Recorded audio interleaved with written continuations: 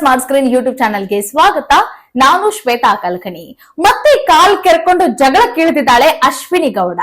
Expect the unexpected ಅನ್ನೋ ಹಾಗೆ ಇಲ್ಲಿ ಗಿಲ್ಲಿ ನಟ ಥರ್ಡ್ ಅಂತ ಹೇಳಿ ಕ್ಯಾಪ್ಟನ್ ಆಗ್ಬಿಟ್ಟಿದ್ದಾರೆ. ಯಾಕೆ ಅಂತಂದ್ರೆ ಬಿಗ್ ಬಾಸ್ ಬೆಳಗಿನ ಒಂದು ಪ್ರೋಮೋದಲ್ಲಿ ರಿಷಾ ಮತ್ತೆ ರಘು ಮತ್ತೆ ಸೂರಜ್ಗೆ ಒಂದು ಪವರ್ ಅನ್ನ ಕೊಟ್ಟಿರ್ತಾರೆ, ಆಟಕ್ಕೆ ಟ್ವಿಸ್ಟ್ ಅನ್ನ ಕೊಟ್ಟಿರ್ತಾರೆ. ಅಂತಂದ್ರೆ ಕ್ಯಾಪ್ಟನ್ಸಿ ಓಟದಲ್ಲಿ ನೀವಿರ್ಬೇಕು ಅಂತಂದ್ರೆ ನೀವು ನಿಮ್ಮ ತಂಡವನ್ನ ಹೊರಗಿಟ್ಟು ನೀವು ಆಟ ಆಡ್ಬೇಕು, ಅಥವಾ ನಿಮ್ ತಂಡನ ಆಟ ಆಡಕ್ ಬಿಡ್ತೀವಿ ಅಂತಂದ್ರೆ ನೀವು ಆಟದಿಂದ ಹೊರಗುಳಿಬೇಕು ಅಂತ ಹೇಳಿ ಒಂದು ಟಾಸ್ಕ್ ಅನ್ನ ಕೊಟ್ಟಿರ್ತಾರೆ. ಆಗ ಇಲ್ಲಿ ರಘು ಮತ್ತೆ ರಿಷಾ ಆಯ್ಕೆ ಮಾಡ್ಕೊಂಡಿದ್ದೇನು ಅಂತಂದ್ರೆ ನಾವೇ ಆಟ ಆಡ್ತೀವಿ, ಇದು ವೈಯಕ್ತಿಕ ಆಟ, ನಾವೇ ಆಟ ಆಡ್ತೀವಿ ಅಂತ ಮುಂದೆ ಬಂದ್ರು. ಸೂರಜ್ ಮಾತ್ರ ತ್ಯಾಗಮಯಿ ಅಂತೆ ನನ್ನ ತಂಡ ಆಟ ಆಡ್ಲಿ ಅಂತ ಹೇಳಿ ಅವರು ಆಟದಿಂದ ಹೊರಗುಳಿದ್ರು. ಆದ್ರೆ ಇಲ್ಲಿ ಟ್ವಿಸ್ಟ್ ಮೇ ಕಹಾನಿ ಅನ್ನೋ ರೀತಿಯಾಗಿ ಗಿಲ್ಲಿ ನಟ ಕ್ಯಾಪ್ಟನ್ ಆಗಿತ್ತು ಮಾತ್ರ ಇಲ್ಲಿ ಕಾಣಿಸ್ತಾ ಇದೆ ಈ ಪ್ರೋಮೋನ ನೋಡ್ತಾ ಇದ್ರೆ. ಹೇಗೆ ಅಂತಂತಂದ್ರೆ ಇಲ್ಲಿ ಅಶ್ವಿನಿ ಗೌಡ ಕಾಲ್ ಕೆರ್ಕೊಂಡು ಜಗಳ ಆಡೋ ಸಮಯದಲ್ಲಿ ಗಿಲ್ಲಿ ನಟನನ್ನ ನೀವು ಗಮನಿಸಿ, ಅವ್ರಿರೋ ವೇಷಭೂಷಣ, ಹಾಗೆ ಅಲ್ಲೇ ಅವರು ಕೆಲಸವನ್ನ ಕೊಡ್ತಾ ಇರುವಂತದ್ದು. ಅಂತಂದ್ರೆ ಈಗ ಕ್ಯಾಪ್ಟನ್ ಆಗ್ಬಿಟ್ರೆ ಮನೆ ಮಂದಿಗೆ ಕೆಲಸವನ್ನ ಹರಿದು ಹಂಚ್ಬೇಕಲ್ವಾ, ಸೊ ಆ ಕೆಲಸನ ಯಾರು ಮಾಡ್ತಾರೆ? ಕ್ಯಾಪ್ಟನ್ ಅಲ್ವಾ. ಸೊ ಗಿಲ್ಲಿ ಅವರು ಆ ಜವಾಬ್ದಾರಿಯನ್ನ ನಿಭಾಯಿಸ್ತಿರೋದನ್ನ ನೋಡ್ತಾರೆ. ಸೊ ಇಲ್ಲಿಗೆ ಕನ್ಫರ್ಮ್ ಗಿಲ್ಲಿ ನಟ ಇಲ್ಲಿ ಕ್ಯಾಪ್ಟನ್ ಆಗಿದ್ದಾರೆ. ಅದು ಸೀಸನ್ 12ರ ಮೊದಲ ಕ್ಯಾಪ್ಟನ್. ಅಷ್ಟೇ ಅಲ್ಲ, ಈ ವೈಲ್ಡ್ ಕಾರ್ಡ್ ಕಂಟೆಸ್ಟೆಂಟ್ ಗಳ ಆಯ್ಕೆ ಏನಾಯ್ತು? ಯಾಕಂತಂದ್ರೆ ರಿಷಾ ತಾನೇ ಆಡ್ತೀನಿ ಅಂತಂದಾಗ ತಂಡವನ್ನ ಹೊರಗಿಡಬೇಕಾಗಿರುತ್ತೆ.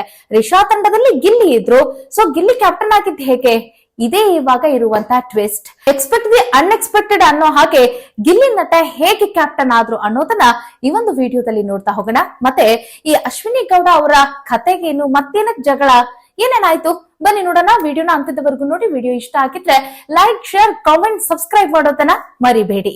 ಬಿಗ್ ಬಾಸ್ ಮನೆಯಲ್ಲಿ ತುಂಬಾ ಫೇಮಸ್, ಹಾಗೆ ಕರ್ನಾಟಕದ ಜನ ಇವರಿಬ್ಬರನ್ನ ತುಂಬಾ ಅಂದ್ರೆ ತುಂಬಾ ಪ್ರೀತಿಸ್ತಾರೆ. ಯಾರಂತಂದ್ರೆ ಒಂದು ರಕ್ಷಿತಾ ಶೆಟ್ಟಿ, ಇನ್ನೊಂದು ಕಡೆಗೆ ಗಿಲ್ಲಿ ನಟ.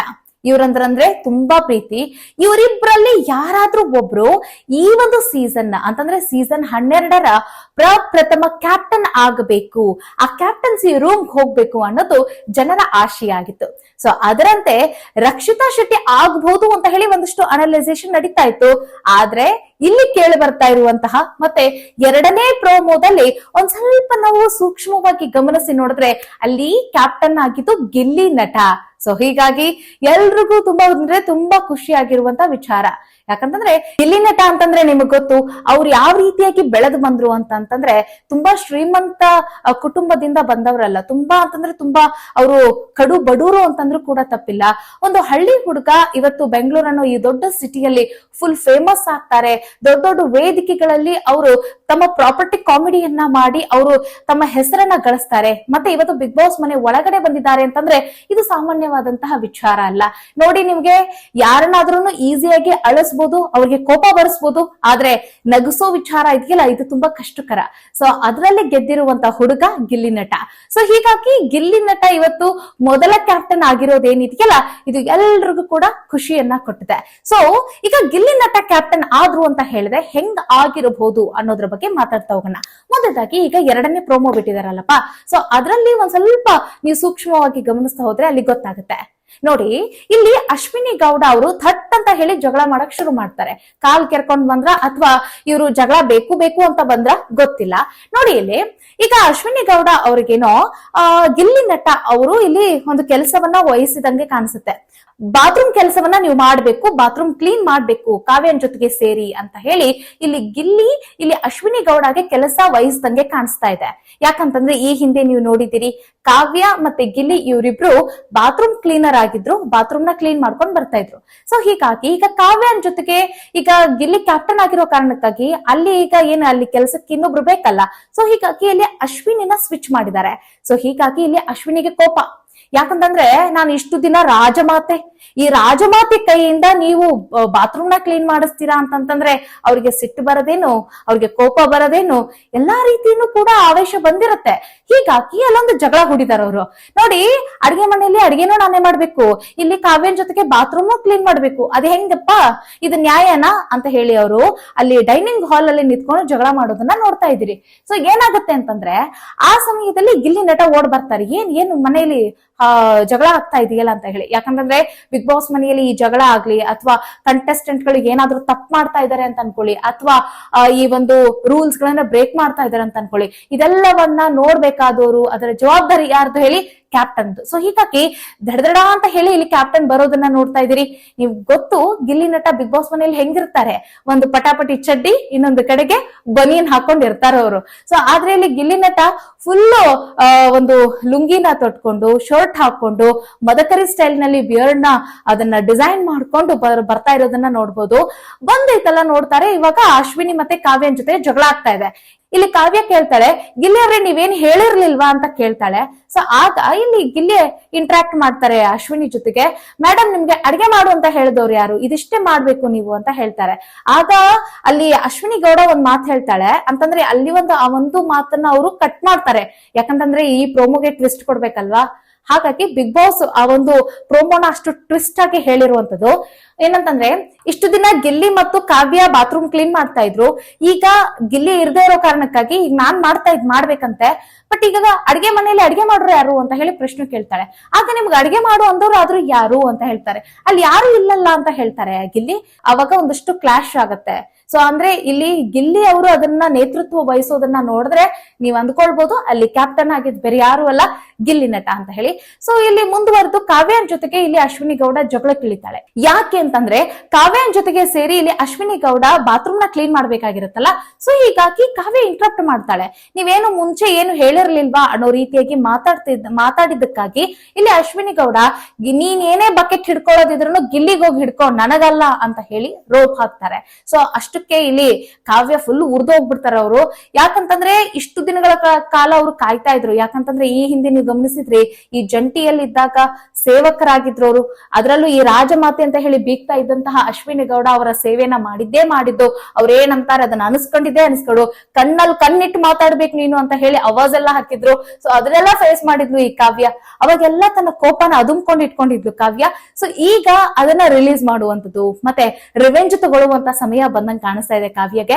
ಸೊ ಹೀಗಾಗಿ ಸಿಕ್ಕಿದ್ದೇ ಟೈಮು ಅಂತ ಹೇಳಿ ನೀವು ಬೇರೆಯವ್ರು ಮಾತಾಡೋ ಟೈಮ್ ನಲ್ಲಿ ಹೋಗಿ ಮಧ್ಯಸ್ಥಿಕೆ ವಹಿಸ್ತಿರಲ್ಲ, ಇಂಟ್ರಪ್ಟ್ ಮಾಡ್ತಿರಲ್ಲ. ಆ ರೀತಿ ನಾನು ಮಾಡ್ತಾ ಇಲ್ಲ. ಇದು ನನ್ನ ವಿಚಾರವೇ, ನೀವು ನನ್ ಜೊತೆನೆ ಬಾತ್ರೂಮ್ ತೊಳಿಬೇಕಾಗಿರೋದು. ಸೊ ಹಾಗಾಗಿ ಮಾತಾಡ್ತಾ ಇದ್ದೀನಿ ನಾನು. ಇಲ್ಲಿ ಎಲ್ಲ ಬೇರೆ ಕಡೆ ಹೋಗಿ ನಾನು ಕಡ್ಡಿ ಅಲ್ಲಾಡಿಸ್ತಾ ಇಲ್ಲ ಅಂತ ಹೇಳಿ ಇಲ್ಲಿ ಕಾವ್ಯ ಅವ್ರಿಗೆ ಕೌಂಟರ್ ಅಟ್ಯಾಕ್ ಮಾಡ್ತಾ ಇರೋದನ್ನ ನೀವು ನೋಡ್ಬೋದು.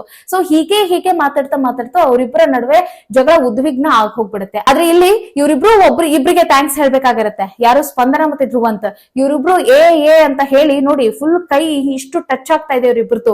ಆ ರೀತಿ ಜಗಳ ಕ್ಲಾಶ್ ಆಗ್ತಾ ಇದೆ. ಸೊ ಈ ಸಂದರ್ಭದಲ್ಲಿ ಒಂದ್ ಸ್ವಲ್ಪ ಮ್ಯಾನ್ ಹ್ಯಾಂಡ್ಲಿಂಗ್ ಆಗ್ಬಿಡ್ತು ಅಂತ ಅನ್ಕೊಳ್ಳಿ, ಇಬ್ರು ಮನೆಯಿಂದ ಹೊರಗಡೆ ಹೋಗ್ಬೇಕಾಗತ್ತೆ. ಸೊ ಆ ಸಂದರ್ಭದಲ್ಲಿ ಒಂದ್ ಕಡೆ ಸ್ಪಂದನ ಇಬ್ರನ್ನ ದೂರ ತಳ್ತಾಳೆ, ಇನ್ನೊಮ್ಮೆ ಧ್ರುವಂತ್ ಕೂಡ ಇವರಿಬ್ರು ಮಧ್ಯೆನೆ ನಿಂತ್ಕೊಂಡ್ಬಿಡ್ತಾರೆ.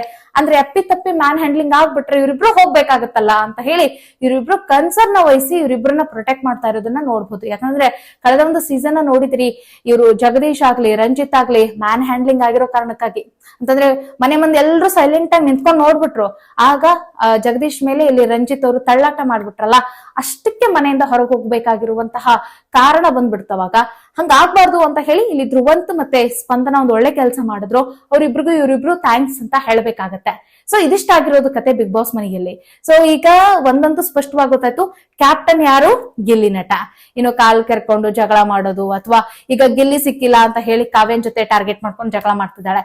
ಈಗ ಗಿಲ್ಲಿ ಜೊತೆ ಜಗಳ ಮಾಡಕ್ ಆಗಂಗಿಲ್ಲ, ಯಾಕಂತಂದ್ರೆ ಕ್ಯಾಪ್ಟನ್ ಅಲ್ವಾ, ಗೌರವ ಕೊಡ್ಬೇಕಾಗತ್ತೆ. ಹೀಗಾಗಿ ಈಗ ಕ್ಯಾಪ್ಟನ್ ಜೊತೆ ಜಗಳ ಮಾಡ್ಬಿಟ್ಲು ಅಂತ ಅನ್ಕೊಳ್ಳಿ, ಜನಗಳ ಮುಂದೆ ಏನು ಅಗೌರವ ಕೊಡ್ತಾಳೆ ಅನ್ನೋದಾಗ್ಬಿಡುತ್ತೆ. ಹಾಗಾಗಿ ಕಾವ್ಯನ ಟಾರ್ಗೆಟ್ ಮಾಡ್ತಿದ್ದಾಳೆ. ಏನೇನೆಲ್ಲ ಆಗುತ್ತೆ ನೋಡೋಣ. ಒಟ್ನಲ್ಲಿ ಅಶ್ವಿನಿ ಗೌಡ ಬಕೆಟ್ ಹಿಡಿತಾವಳ ಅಥವಾ ಕಾವ್ಯ ಬಕೆಟ್ ಹಿಡಿತಾವಳ, ಯಾರಾದ್ರೂ ಬಕೆಟ್ ಹಿಡ್ಕೊಳ್ಳಿ, ಒಟ್ನಲ್ಲಿ ಬೇಕಾಗಿರೋದು ಎಂಟರ್ಟೈನ್ಮೆಂಟ್ ಅನ್ನ ಕೊಳ್ಳಿ. ಒಂದಂತೂ ಅನ್ಸುತ್ತೆ, ಕಿಚನ ಪಂಚಾಯತಿಯಲ್ಲಿ ಲಾಸ್ಟ್ ಟೈಮ್ ಮುಗಿದು ಉಪ್ಪಿನಕಾಯಿ ಹಾಕಿಸ್ಕೊಂಡಿದ್ಲು ಈ ಅಶ್ವಿನಿ ಮತ್ತೆ ಜಾನ್ವಿ. ಆದ್ರೆ ಈ ಒಂದು ಪಂಚಾಯತಿಯಲ್ಲಿ ಮತ್ತೆ ನಾನೇ ಹೈಲೈಟ್ ಆಗ್ಬೇಕನ್ನೋ ಕಾರಣಕ್ಕಾಗಿ ಕೊನೆಯದಾಗಿ ಅದ್ರನ್ನು ಏನಾದ್ರೂ ಜಗಳ ಹೂಡ್ಕೊಂಡು ಮತ್ತೆ ಫೋಕಸ್ ಆಗೋಣ ಅನ್ನೋ ರೀತಿಯಾಗಿ ಏನಾದ್ರೂ ಸ್ಟ್ರಾಟರ್ಜಿ ಮಾಡ್ತಾರ, ಕಾದ್ ನೋಡ್ಬೇಕಾಗುತ್ತೆ. ಈಗ ಕ್ಯಾಪ್ಟನ್ ಇದಕ್ಕಿದ್ದ ಹಾಗೆ ಹೆಂಗಾದ್ರು ಇವರು, ಯಾಕಂದ್ರೆ ಬೆಳಗಿನ ಒಂದು ಪ್ರೋಮೋದಲ್ಲಿ ಆಲ್ಮೋಸ್ಟ್ ರಕ್ಷಿತಾ ಶೆಟ್ಟಿ ಆಗ್ಬಹುದು ಅನ್ನೋ ಸಾಧ್ಯತೆಗಳು ಹೆಚ್ಚಿದ್ವು. ಈಗ ಕ್ಯಾಪ್ಟನ್ ಇವ್ರು ಹೆಂಗಾದ್ರು ಅಂತ ಹೇಳಿ ಒಂದಷ್ಟು ಯೋಚನೆಗಳು ಬರ್ಬೋದಲ್ಲ, ಅದ್ರ ಬಗ್ಗೆ ಮಾತಾಡ್ತಾ ಹೋಗೋಣ. ನೋಡಿ, ರಿಷಾ ಮತ್ತು ರಘು ನಾವೇ ಆಟ ಆಡ್ತೀವಿ, ತಂಡವನ್ನ ಆಟದಿಂದ ಹೊರಗಿಡ್ತೀವಿ ಅಂತ ಹೇಳಿದ್ರು. ಸೂರಜ್ ಮಾತ್ರ ಆಟದಿಂದ ನಾನೇ ಹೊರಗುಳಿತೀನಿ, ತಂಡವನ್ನ ಆಟ ಆಡಕ್ ಬಿಡ್ತೀನಿ ಅಂತ ಹೇಳಿದ್ರು. ಸೊ ಹೀಗಾಗಿ ಆಟ ಯಾರ್ಯಾರ ಮಧ್ಯೆ ಇರುತ್ತೆ ಅಂತಂದ್ರೆ ಇಲ್ಲಿ ರಘು ಮತ್ತೆ ರಿಷಾ ಮತ್ತೆ ಇಲ್ಲಿ ಸೂರಜ್ ತಂಡ ಅಂತ ಹೇಳಿ ಅಂತಂದ್ರೆ ರಕ್ಷಿತಾ ಬರ್ತಾರೆ, ಮತ್ತೆ ರಾಶಿಕಾ ಬರ್ತಾರೆ, ಒಂದಷ್ಟು ಜನ ಇವರೆಲ್ಲರೂ ಈ ಆಟದಲ್ಲಿ ಬರ್ತಾರೆ. ಸೊ ಇವರ ನಡುವೆ ಇವತ್ತು ಈ ಒಂದು ಕ್ಯಾಪ್ಟನ್ಸಿ ಆಟ ಇರುತ್ತೆ ಅಂತ ಹೇಳಿ ಬಹುಶಃ ಬೆಳಗ್ಗೆ ಅಂದ್ಕೊಂಡಿದ್ರು. ಸೊ ಅದರಲ್ಲಿ ರಕ್ಷಿತಾನೇ ಆಡಿ ಗೆಲ್ಲಬಹುದು ಅನ್ನೋದು ಕೂಡ ಐತಿ. ಯಾಕಂತಂದ್ರೆ ನಿದ್ದೆಗೆಟ್ಟು ಅವಳು ಅಷ್ಟೆಲ್ಲ ಕಾಯಿನ್ಸ್ ಗಳನ್ನ ಎತ್ತಿಟ್ಕೊಂಡಿದ್ಲಲ್ಲ, ಆ ನಾಜೂಕಿನಿಂದಾಗಿ, ತುಂಬಾ ಚಾಲಾಕಿತನದಿಂದ, ಲಾಜಿಕ್ ಇಂದ, ಅದೇ ಲಾಜಿಕ್ ನ ಈ ಒಂದು ಕ್ಯಾಪ್ಟನ್ಸಿ ಆಟದಲ್ಲೂ ಕೂಡ ಯೂಸ್ ಮಾಡಬಹುದು ರಕ್ಷಿತಾ ಅಂತ ಹೇಳಿ ಎಕ್ಸ್ಪೆಕ್ಟೇಷನ್ ಜಾಸ್ತಿ ಇತ್ತು. ಅನ್ಎಕ್ಸ್ಪೆಕ್ಟೆಡ್ ಅಂತಂದ್ರೆ ಗಿಲ್ಲಿ ನಟ ಕ್ಯಾಪ್ಟನ್ ಆಗಿತ್ತು. ಹೇಗೆ ಅಂತಂದ್ರೆ ಇನ್ನೊಂದು ಏನೋ ಪವರ್ ಅನ್ನ ಕೊಟ್ಟಿರ್ಬೋದು, ಅಥವಾ ಇನ್ನೊಂದು ಏನೋ ಒಂದು ಲಾಜಿಕ್ ಅಥವಾ ಇನ್ನೊಂದೇನೋ ಟ್ವಿಸ್ಟ್ ಅನ್ನ ಈ ಆಟದಲ್ಲಿ ಕೊಟ್ಟಂಗೆ ಕಾಣಿಸುತ್ತೆ. ಸೊ ಹೀಗಾಗಿ ಗಿಲ್ಲಿ ನಟ ಮತ್ತೆ ಆಟಕ್ಕೆ ಬಂದಂಗೆ ಕಾಣಿಸುತ್ತೆ. ಹಾಗಾಗಿ ಆಟದಲ್ಲಿ ಇಲ್ಲಿ ಗಿಲ್ಲಿ ನಟನೆ ಗೆದ್ದಿದ್ದಾರೆ ಅನ್ನೋದು ಮಾತ್ರ ಇಲ್ಲಿ ಸ್ಪಷ್ಟವಾಗಿ ಗೊತ್ತಾಗ್ತಾ ಇದೆ. ಒಟ್ಟಿನಲ್ಲಿ ಕರ್ನಾಟಕದ ಜನರ ಆಸೆಯಂತೆ, ಆಶಯದಂತೆ ಈಗ ಗಿಲ್ಲಿ ನಟ ಕ್ಯಾಪ್ಟನ್ ಆಗಿದ್ದಾರೆ. ಇದೆಷ್ಟು ಜನಗಳಿಗೆ ಖುಷಿ ಕೊಟ್ಟಿದೆಯೋ ಏನೋ ಗೊತ್ತಿಲ್ಲ. ಕಾದ್ ನೋಡೋಣ ಏನೇನೆಲ್ಲ ಆಗ್ಬಹುದು ಅಂತ ಹೇಳಿ. ಮತ್ತೆ ಮುಂದಿನ ವಿಡಿಯೋದಲ್ಲಿ ಮತ್ತೊಂದು ವಿಶೇಷ ವಿಚಾರದಲ್ಲಿ ಸಿಗೋಣ. ನಮಸ್ಕಾರ.